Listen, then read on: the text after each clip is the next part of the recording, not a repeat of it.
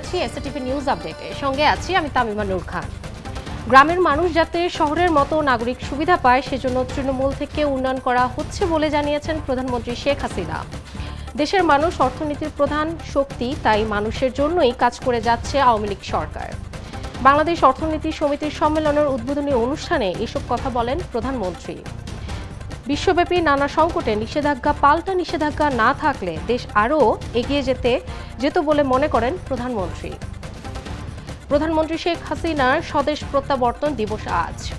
৭৫-এর ১৫ই আগস্ট বঙ্গবন্ধুকে সপরিবারে হত্যার পর ১৯৮১ সালের ১৭ই মে দীর্ঘ নির্বাসন জীবন শেষে তিনি বাংলাদেশে ফিরে আসেন। দিবসটি উপলক্ষে ক্ষমতাসীন আওয়ামী লীগ ঢাকাসহ সারা দেশে বিভিন্ন কর্মসূচি গ্রহণ করেছে।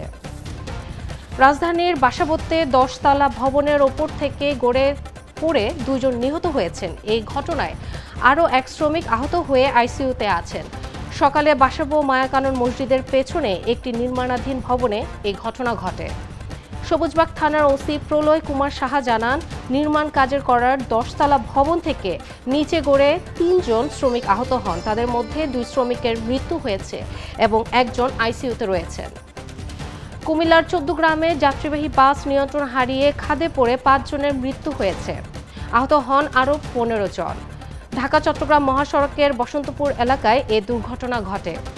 জানা গেছে, ঢাকা থেকে কক্সবাজারগামী রিল্যাক্স পরিবহনের বাসটি ভোরে ১৪ গ্রামের বসন্তপুর এলাকায় পৌঁছালে চালক নিয়ন্ত্রণ হারান এবং বাস সড়কের পাশে খাদে উল্টে পড়ে।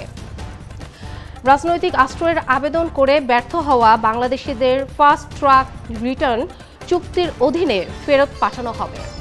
এই সংখ্যা হতে পারে আরও ১০,০০০-এর বেশি। মূলত ভিসা নিয়ে যুক্তরাষ্ট্রে প্রবেশের পর দেশটির ভিসা ব্যবস্থার অপব্যবহারকারীদের মধ্যে বাংলাদেশিরা শীর্ষে। বিভিন্ন আন্তর্জাতিক সংবাদ মাধ্যম জানায়, গত বছর প্রায় ১১,০০০ বাংলাদেশি ভিসা নিয়ে ব্রিটেনে প্রবেশের পর রাজনৈতিক আশ্রয়ের আবেদন জমা দেন।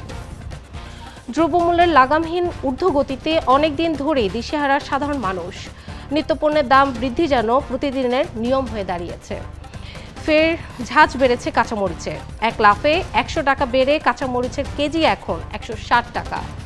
কেজিতে ৫ থেকে ১০ টাকা বেড়েছে সবজির দাম। খুচরা বাজারে ডিমের হালি ৫৫ টাকা।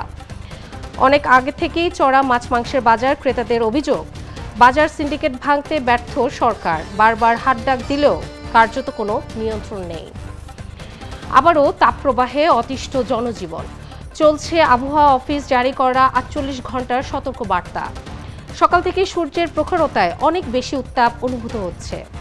তীব্র গরমে সবচেয়ে বেশি বিপাকে পড়েছে শ্রমজীবী মানুষ। জীবিকার তাগিদে তাপপ্রবাহের মাঝেও বের হতে হচ্ছে তাদের। আবহাওয়া অফিস জানায়, জলীয় বাষ্পের আধিক্যে অস্বস্তিকর পরিস্থিতি অব্যাহত থাকতে পারে। তবে ১৮ মে থেকে দেশজুড়ে সপ্তাহব্যাপী বৃষ্টিপাতের সম্ভাবনা রয়েছে। এবার থাকছে দেশের বাইরের খবর। নাইজেরিয়ায় মসজিদে আগুনে পুড়ে ১১ মুসল্লি নিহত হয়েছেন। এই ঘটনায় আহত হন আরও বহু মানুষ। দেশটির কানো প্রদেশের এক মসজিদে বাইরে থেকে তালা আটকে আগুন ধরিয়ে দেওয়ার পর হতাহতের এই ঘটনা ঘটে। ঘটনার সময় মুসল্লিরা ফজরের নামাজ আদায়ের জন্য মসজিদে জড়ো হয়েছিলেন। এক প্রতিবেদনে এ তথ্য জানিয়েছেন বিভিন্ন আন্তর্জাতিক সংবাদ মাধ্যম। এবার মাঠে ময়দানের খবর। দ্বিপাক্ষিক সিরিজ এবং বিশ্বকাপে অংশ নিতে যুক্তরাষ্ট্রে পৌঁছেছে বাংলাদেশ জাতীয় ক্রিকেট দল। শুক্রবার বাংলাদেশ সময় ভোর ৪টা ২০ টেক্সাসের হিউস্টনে পৌঁছান ক্রিকেটাররা। বিশ্বকাপের মেগা আসর শুরুর আগে এই শহরের স্বাগতিক যুক্তরাষ্ট্রের সঙ্গে ৩ ম্যাচের টি-20 সিরিজ খেলবে বাংলাদেশ।